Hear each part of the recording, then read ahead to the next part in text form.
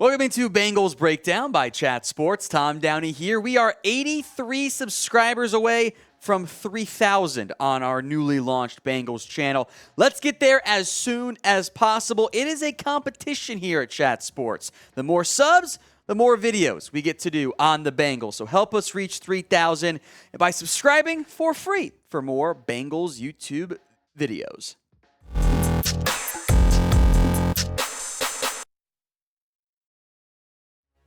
Let's begin with some ESPN reporting, beginning with Joe Mixon. ESPN's Jeremy Fowler says the Bengals not taking a running back until the 5th round means Joe Mixon is likely going to stay as the team's lead back, and I think that does track from a logical perspective. This is part of their draft nuggets. We'll break down the Jonah Williams one in a little bit. I do like Chase Brown, their 5th-round pick out of Illinois, who I think offers some really good ability. He was a 5th-round pick on my personal board, the one I do before the draft gets going. I had him in the 4th, 129 overall, so really good value there. Brings you some home run ability. Still needs some work in third down stuff in general, but he had a massive workload, a massive breakout year, fantastic athletic ability.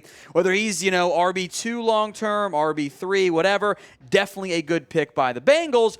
But despite the Bengals' hype for Chase Brown and Travion Williams and even some Chris Evans love, I don't think they want to go into the year with those three as their guys. So barring another move, obviously Ezekiel Elliott wanted to play for the Bengals, but since he didn't seem to have that much interest, a Dalvin Cook release, a Fournette signing, Kareem Hunt signing, something like that. Outside of another move, it does seem like Joe Mixon will get at least one more year as the Bengals lead back, and hopefully better production. The touchdowns are good. The volume is solid. The efficiency has not been great for Joe Mixon, and I do wonder what their plans are because they don't trust him in pass protection.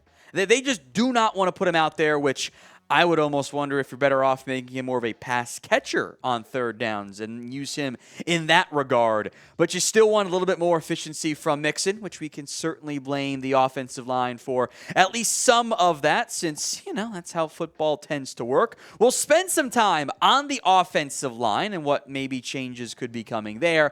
But first, do you guys want to keep Joe Mixon? We've asked what they will do. What do you want to do when it comes to Mixon? A lot of money to be saved if you cut him.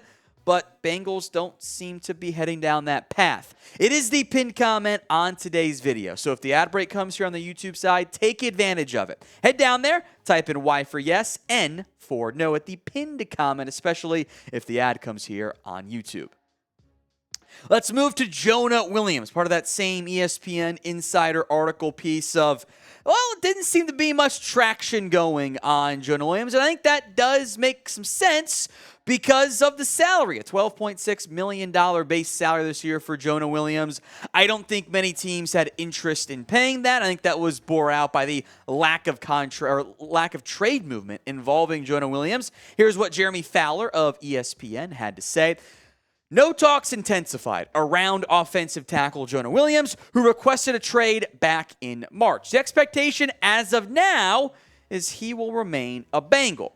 If Jonah Williams costs like $3 million, I think he would have been traded. But a fully guaranteed $12 million contract, that's just a little bit too much to expect in terms of getting back value that makes sense. Honestly, the biggest value Bengals would have had in dumping Jonah Williams was probably the salary cap savings, given the upcoming massive contracts due to a bunch of their good players, Burrow, Jamar Chase, even Logan Wilson, too. The Bengals' offensive line has undergone a significant overhaul in the past 2 years. Outside of Jonah Williams, all these dudes are new. And if you make it La'el Collins, who we'll spend some time on him on a future video, since I'm not sure he'll be on this team or not.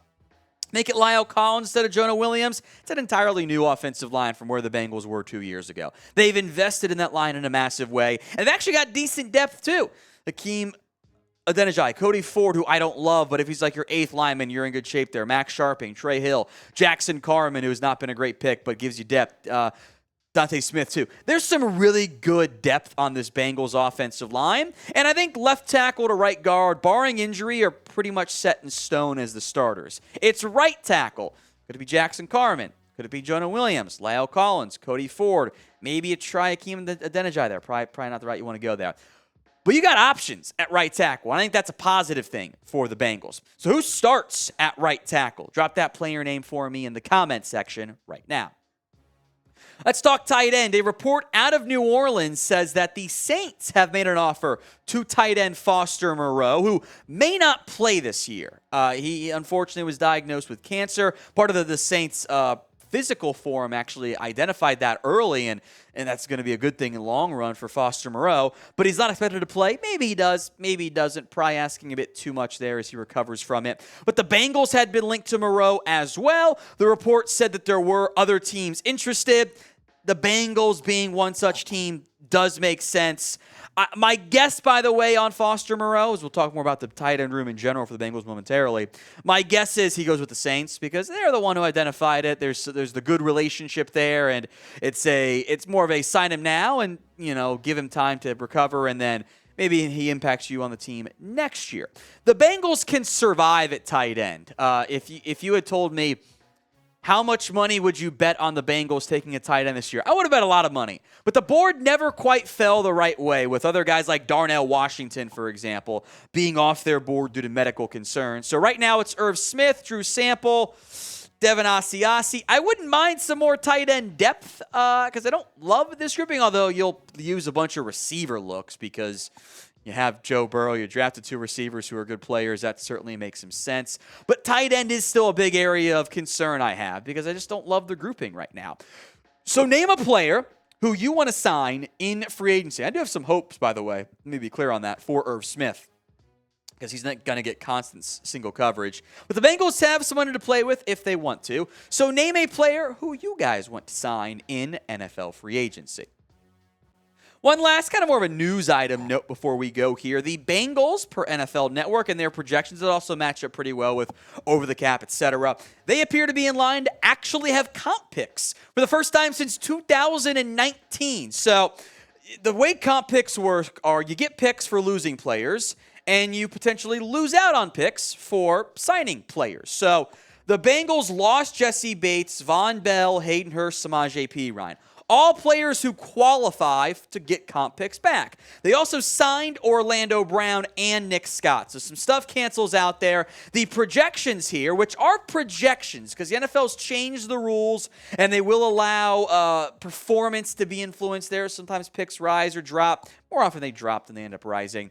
A 5th and a 6th are the projections there. Jesse Bates, Orlando Brown cancel out, and then Nick Scott cancels out one of the Hayden Hurst, Samaje Perine one. So it's Von Bell, Perine / Hurst in the end. So they'll get some picks back in the end. Bengals not had that since 2019, and that's a good thing. When Joe Burrow's massive, necessary, and of course obvious contract extension kicks in, the Bengals have to draft well because you're not going to be paying your quarterback $3 million. You'll be paying him more like 20, 25, 30 on the salary cap each and every single year. You'll just backle the deal like smart teams tend to do. You have to draft well. Those comp picks will help the Bengals give them more shots at doing just that.